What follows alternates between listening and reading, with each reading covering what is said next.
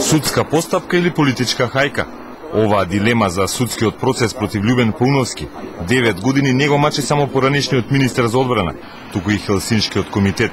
Според нив, пропустите во процесот се евидентни и станаа речиси редовни во нивните извештаи. Бидејќи нема факти кои докажуваат неговата вина, на што друго можете да помислите? Во едно општество како што е нашето, во едно правосудство како што е нашето, ќе помислите дека некој истерува некоја политичка желба и дека целиот процес е политички инструиран. И руси, како и обвинетиот и осудениот Пауновски, целиот судски процес и заканите за ликвидација за поранешниот министер ги гледаат како политичка монтажа со обид да се сокријат информации за кризната 2001.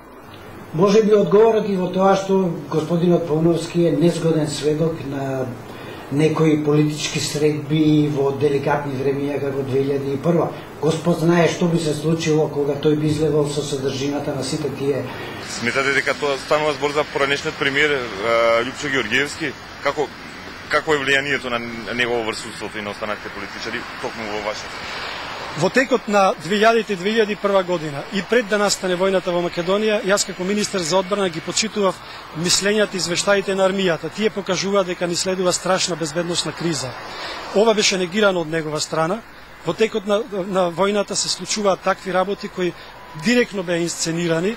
Сите индици покажуваат дека се од некаде на таков начин инсценирани за да се распадне државата и да биде однесена на некое друго место.